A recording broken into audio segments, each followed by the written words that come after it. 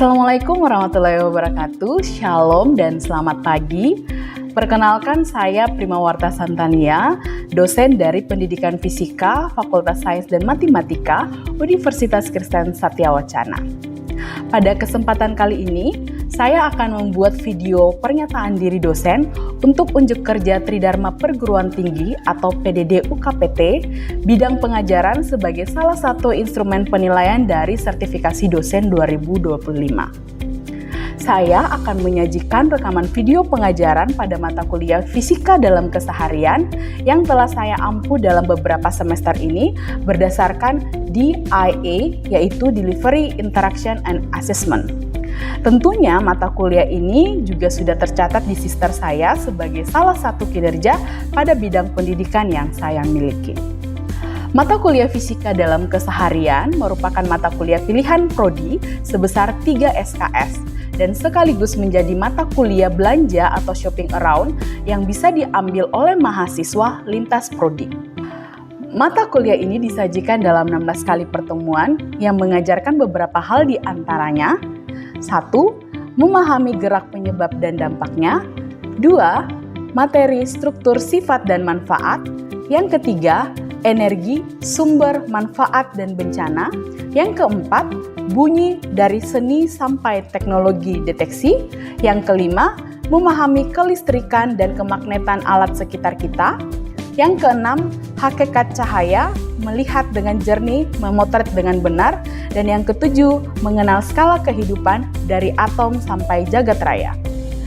Adapun komponen CPL dalam mata kuliah ini meliputi CPL 4, menguasai konsep fisika, pola pikir keilmuan fisika berdasarkan fenomena alam yang mendukung pembelajaran fisika di sekolah dan pendidikan lanjut. Dan CPL 5, menguasai matematika, komputasi, dan instrumen untuk mendukung pemahaman konsep fisika. Beberapa CPL ini kemudian dikemas dalam beberapa CPMK yang lebih spesifik, di antaranya CPMK 1, mampu menelaah konsep gerak berdasarkan hukum Newton dalam kehidupan sehari-hari. CPMK 2, mampu menganalisis struktur penyusun materi dengan memiliki kepedulian terhadap lingkungan dalam kehidupan sehari-hari. CPMK 3, mampu merangsang alat pemanfaatan sumber energi dari kebijakan tata kelola energi di Indonesia terkait perannya sebagai warga negara yang bertanggung jawab. CPMK 4, mampu menerapkan pengetahuannya tentang cahaya dan implikasinya dalam kehidupan sehari-hari melalui percobaan sederhana. CPMK 5, mampu merancang instrumen musik sederhana dengan konsep gelombang bunyi dalam kehidupan sehari-hari. CPMK 6, mampu menganalisis konsep energi listrik, statis, dan magnet yang ada dalam kehidupan sehari-hari dan cara pengukurannya. CPMK 7, mampu menganalisis hubungan atom, molekul sel, dan benda dalam kehidupan sehari-hari. Kemudian ada beberapa referensi yang saya gunakan dalam mata kuliah ini, yaitu ada Konseptual Fisik dari Paul G. Hewitt 2015, kemudian Konseptual Fisik dari Benjamin Crowell 2006, dan The Physics of Everyday Life, How Things Work dari Louis Bloomfield 2010. Model pembelajaran pada mata kuliah ini yang saya gunakan adalah experiential learning berbasis fenomena, di mana model ini merupakan salah satu penelitian saya beberapa tahun ini, dan model ini saya kemas juga menggunakan metode case study, di mana mahasiswa akan belajar dari masalah-masalah yang diangkat dari fenomena nyata berdasarkan pengalaman mereka dalam kehidupan sehari-hari, sehingga pembelajaran menjadi lebih bermakna dan lebih mudah dipahami karena fisika sangat dekat dengan kehidupan kita sehari-hari. Dalam interaksi pembelajaran, mata kuliah ini menggunakan mode perkuliahan sinkronus dan asinkronus. Untuk sinkronusnya yaitu pembelajaran tatap muka di kelas, dan untuk asinkronusnya melalui pembelajaran di LMS Universitas yaitu Eflen UKSW. Di sana mahasiswa akan belajar melalui diskusi dan juga ada beberapa aktivitas lainnya yang sudah disediakan di LMS tersebut. Penilaian mahasiswa dilakukan berdasarkan pencapaian setiap CPMK yang berkontribusi langsung terhadap CPL, di antaranya aktivitas partisipasi 10%, hasil proyek 40%, tugas 30%, dan kuis 20%. Berikut saya akan menyajikan video pembelajaran tatap muka di kelas pada salah satu pertemuan dalam mata kuliah Fisika dalam Keseharian. Oke, selamat siang teman-teman semua. Siang. Semangat dong, mungkin agak sudah sore ya, sudah mulai ngantuk, tapi harus di mata kuliah ini mulai semangat lagi ya. Tapi sebelum mulai, mungkin ada yang bisa minta tolong buat doa dulu. Oke, silakan di sini aja. Nah, hari ini kita akan coba melanjutkan konsep hukum Newton, teman-teman. Nah, kita lupakan hukum Newton 1, sekarang kita masuk ke hukum Newton 2. Pernah dengar nggak hukum Newton 2? Waktu di SMA? Masa ini pada bolos di SMA ini? Oke, kita lihat hukum Newton 2 ya. Tujuannya apa? Nah, ini kita harus tahu kalau kita mau belajar nanti tujuannya apa ya. Mahasiswa mampu menerapkan konsep hukum Newton 2 dalam menyelesaikan permasalahan di kehidupan sehari-hari melalui diskusi kelompok. Nah, jadi nanti teman-teman akan ada diskusi kelompok untuk mencari lebih dalam terkait dengan konsep hukum Newton itu seperti apa. Terutama untuk hukum Newton 2 ya. Kalau hukum Newton 1 kemarin kan aplikasinya udah aman ya. Sekarang kalau hukum Newton 2 itu seperti apa ya? Samakah dengan hukum Newton 1 atau berbeda? Nah, kita lihat. Tapi sebelumnya seperti biasa di pertemuan-pertemuan yang lain, ya saya akan memberikan masalah hidup ya, masalah fisika dulu. Nah, perhatikan. Nah, di sini itu ada dua bola, teman-teman ya. Ada bola merah, yang kalau kalian amati videonya itu bola merahnya itu lebih berat dibandingkan bola kuning. Jadi secara massa berbeda. Yang berat yang mana? Merah dibandingkan bola kuning ya. Nah, kemudian nanti bola merah dan kuning ini dimasukkan dalam mesin yang sama. Oke? Nah, kalau mesin sama ditembakkan dengan mesin yang sama, kira-kira gaya yang diberikan ke kedua bola itu sama atau berbeda? Sama. Nah, kita lihat kira-kira pada saat dimasukkan di sini ya. Oke.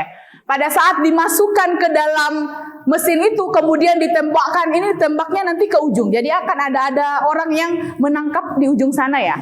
Berarti ini di ujung sana ya kalau secara videonya ya. Nah, menurut teman-teman ini pakai logika aja ya.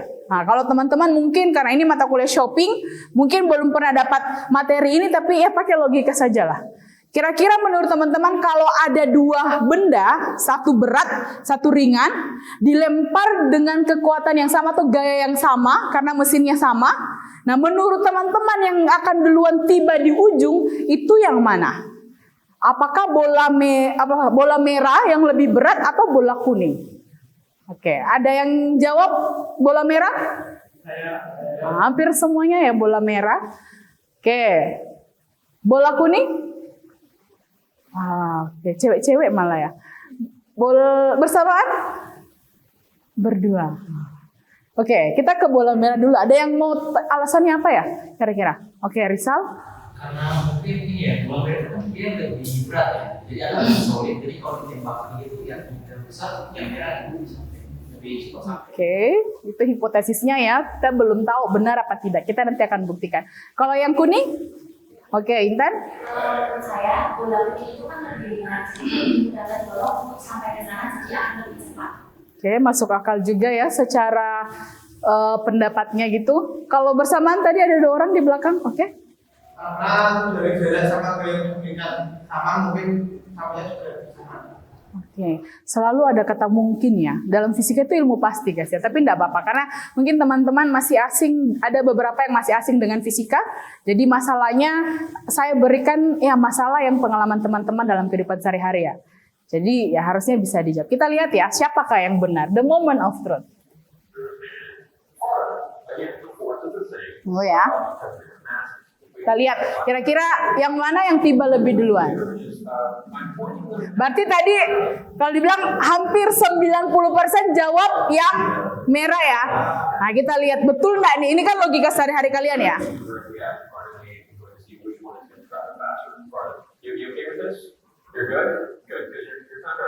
Nah, kan dilemparkan ke situ ya. Ini berarti dilempar secara horizontal ya.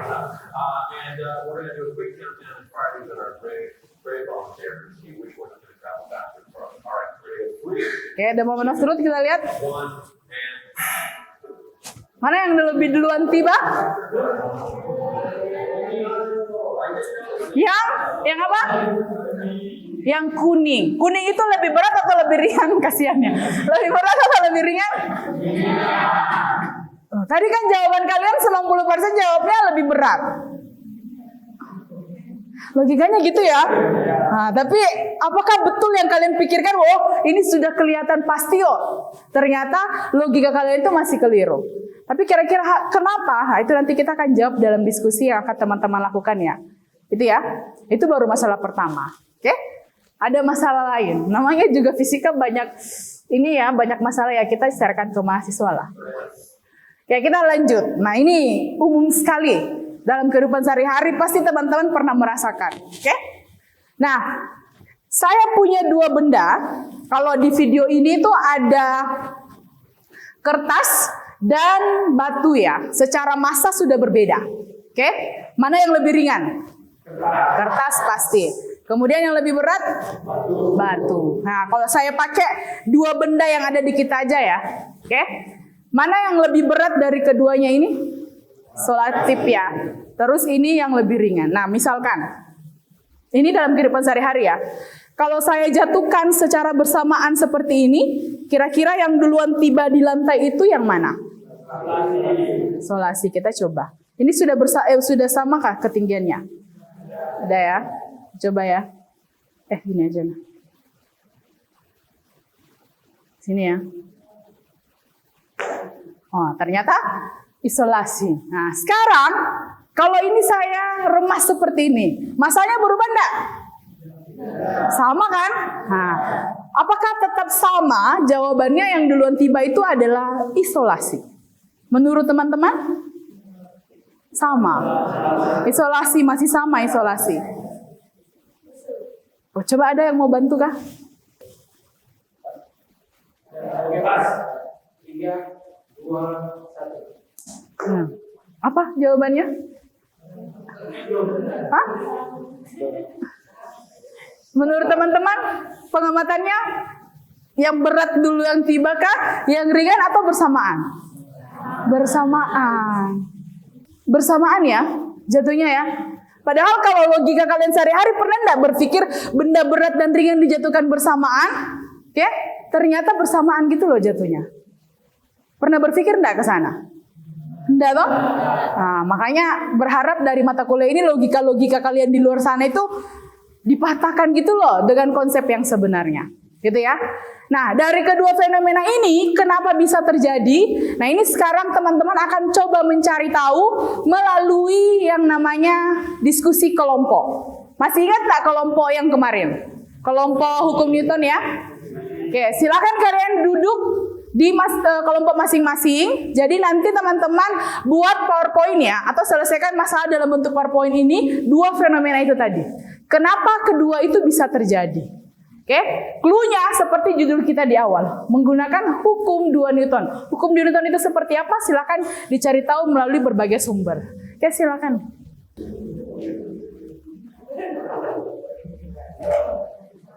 Bisa ya? Jadi dua fenomenanya itu coba dijelaskan menggunakan konsep hukum 2 Newton. Kan tadi jawaban kalian menggunakan logika toh. Nah, sekarang coba menggunakan konsep fisikanya. Kira-kira kenapa itu bisa terjadi? Karena kan kalian semuanya tadi jawab salah ya. Keduanya menebak salah. Nah, silakan kalian coba cari tahu kenapa itu bisa terjadi ya.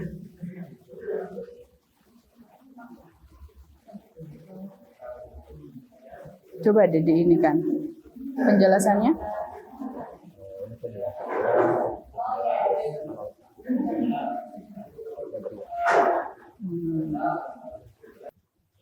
Oke, diskusinya sudah ada yang selesai kah? Sudah? Semua kelompok sudah? Oke, sekarang kalau sudah, saya akan menunjuk satu kelompok untuk bisa menjelaskan, mempresentasikan kenapa kedua fenomena itu bisa terjadi ya. Oke? Ada yang mau mengajukan diri kah? Mau? Oke, kelompoknya Adi ya, silakan Dek. Nah, harus berani gitu loh. Ayo. Perhatikan ya, kelompok yang lain bisa perhatikan temannya. Oke, selamat siang teman-teman. Sini kami dari kelompok 2. Kami akan mempresentasikan hasil dari diskusi kami. Di sini kami akan menganalisis video yang tadi sudah ada. Fenomena ya, oke. Kedua fenomena itu coba. Oke, sebelumnya kami akan membahas dulu apa itu hukum Newton dulu yang tadi.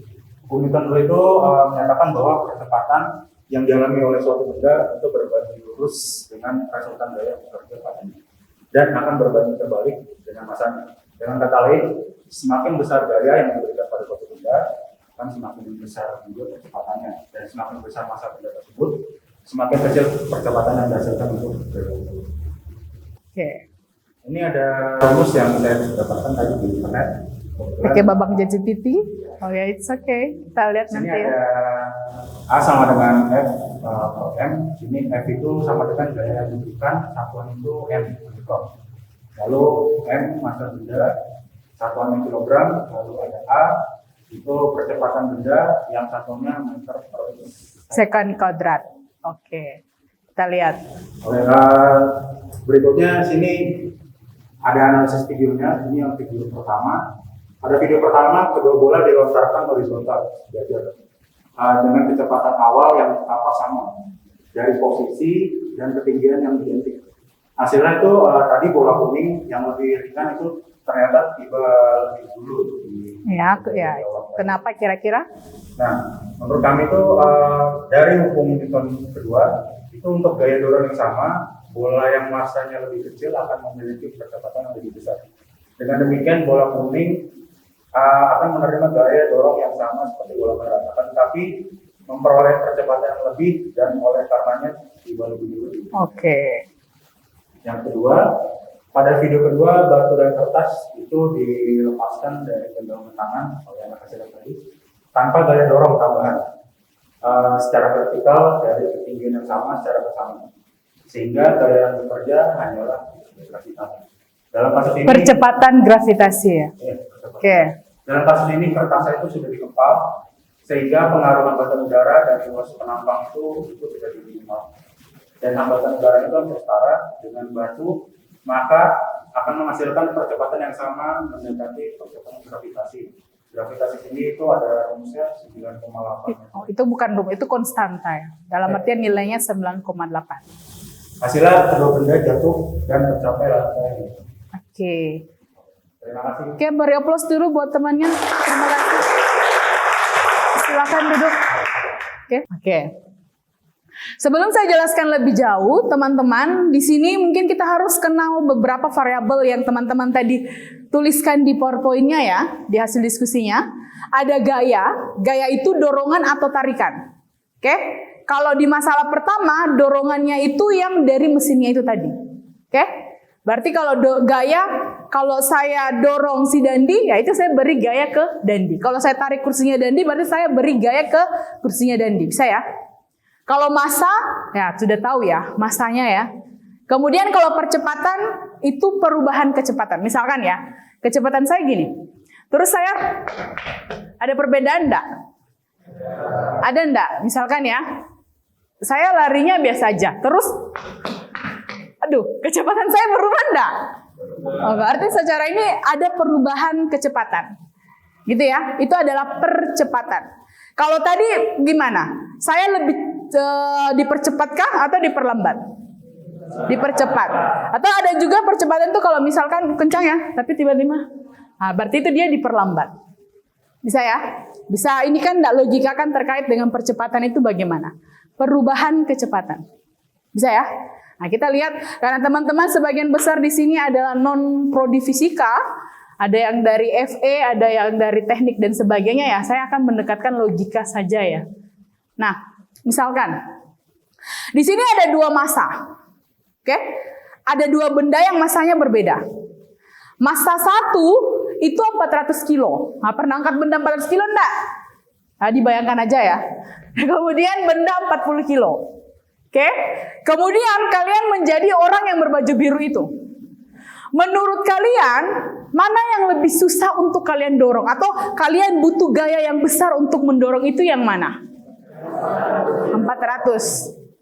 Kenapa bukan ini? Oke. Berarti kalian membutuhkan gaya yang besar yang ini ya? Oke. Berarti saya bisa tuliskan bahwa itu adalah F sebanding dengan massa. Nah, selanjutnya, nah, ini fotonya berbeda ya, tapi sebenarnya orangnya sama. Nah, jadi logika kalian pakai orangnya sama ya. Oke, orangnya sama, berarti kalau orangnya sama kekuatannya atau gaya yang diberikan harusnya sama ya. Oke. Kemudian yang berbeda di sini itu adalah si massa dari bolanya. Pernah main bola bowling enggak? Udah pernah merasakan beratnya gimana? Nanti kita main. Oke lah. Ini toh, ini dan yang ini secara massa pasti lebih berat yang bowling ya. Dibandingkan apa ini? Bola apa namanya ini? Oke. Nah, kalau kalian beri gaya yang sama, oke? Karena orangnya sama ya. Nah, kepada dua benda yang massanya berbeda, menurut teman-teman yang mengalami percepatan yang besar yang mana? Ingat ya, percepatan perubahan kecepatan. Yang mana kira-kira? Yang jauh melesat ke sana yang mana? Bola baseball ya. Oke, berarti saya boleh tuliskan seperti ini enggak? Bahwa massa itu berbanding terbalik dengan percepatan. Ya kan? Kan kalau dia massanya kecil, percepatannya besar tadi toh? Ke sana ya. Kalau massanya besar, percepatannya hanya segini. Bisa enggak? Oke, bisa ya. Nah, itu sudah ada dua konsep. Nah, teman-teman bisa perhatikan bahwa tadi sudah ada dua. Yang pertama itu apa? F sebanding dengan massa, kemudian A berbanding terbalik dengan M. Ini namanya berbanding terbalik ya. Ini sebanding ya. Nah, kemudian teman-teman kalau misalkan nih, ini saya punya logika lain. Misalkan kalian itu punya massa yang sama, jadi bola yang sama. Katakanlah ini hektar. Apa kalau di Jawa ini? Staples, oke? Staples yang kalian misalkan saya dan Yunias yang lempar ya, dengan massa yang sama, oke? Menurut teman-teman atau saya sendiri deh dengan massa yang sama, kira-kira kalau dia mau saya percepatannya besar ke sana, oke? Apakah saya harus memberikan gaya yang besar? Gaya ini berarti saya lempar kuat gitu loh ke sana, ataukah saya lempar biasa aja? Gitu loh. Menurut teman-teman supaya percepatannya besar ke sana. Kuat toh? Dalam artian gaya yang seberikan gimana? Lebih besar. Nah, berarti saya bisa tulis F, saya tuliskan sebanding dengan A. Gitu ya. Nah, kalau anak fisika tidak dibuatkan gini teman-teman, pasti dia akan mulai penurunan dan sebagainya ya. Tapi di sini karena teman-teman tidak berasal dari prodi fisika, gitu, jadi kita akan dekatkan teman-teman dengan analisis yang logika aja ya. Oke? Nah, kalau matematikanya ini pernah belajar matematika toh? Pernah. Ini kan tidak lain adalah A F per M. Ya kan? A berbanding terbalik dengan M, dapat ya? A sebanding dengan F, dapat ini. Kemudian F sebanding dengan A, oke, dapat F sebanding dengan M, dapat ya? Kalau dari persamaan ini ya. Oke? Ini tidak lain adalah persamaan yang kalian tulis tadi toh?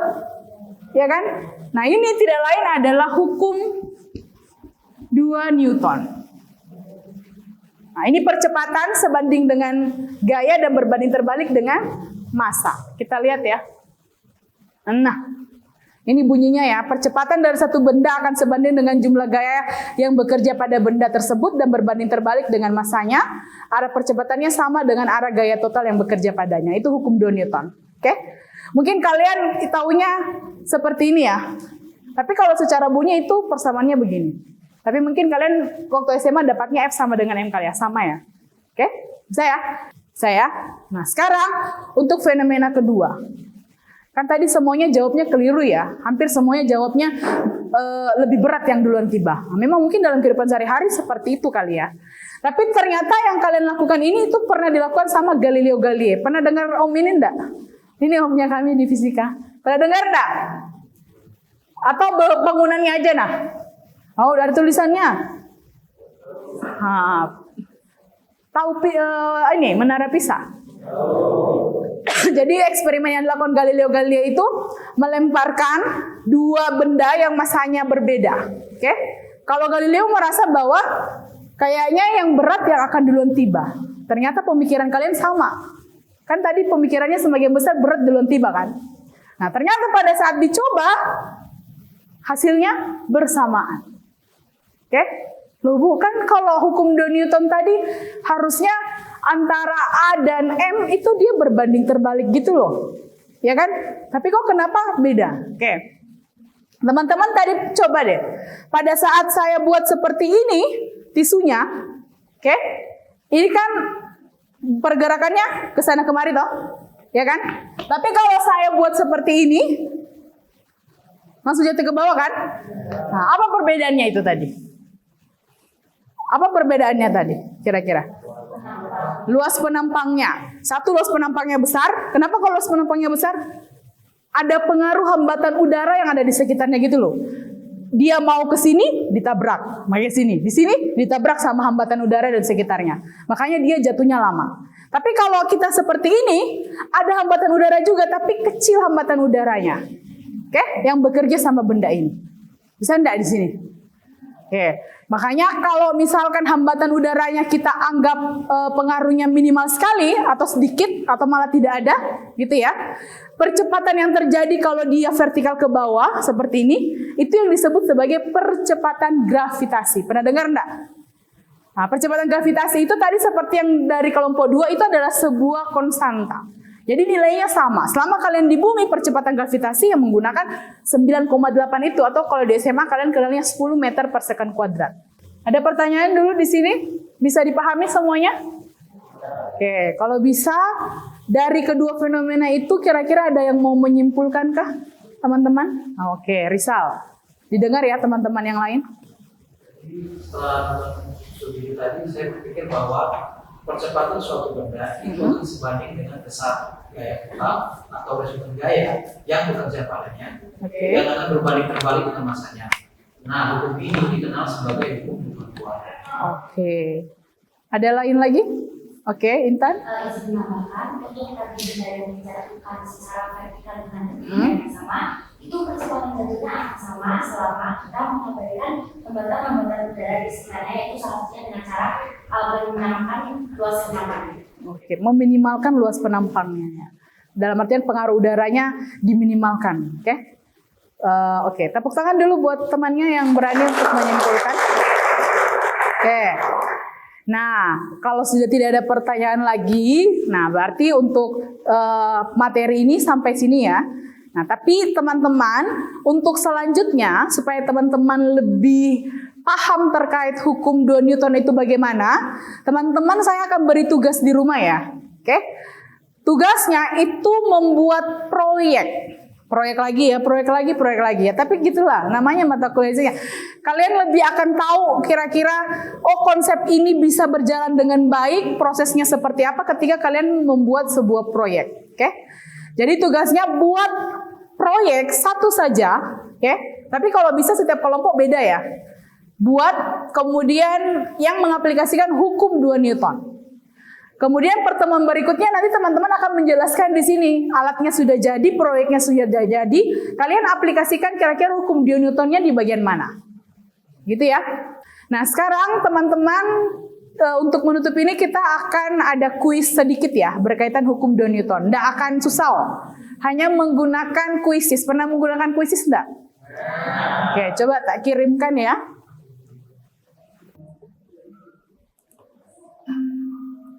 Oke. Nggak usah tegang.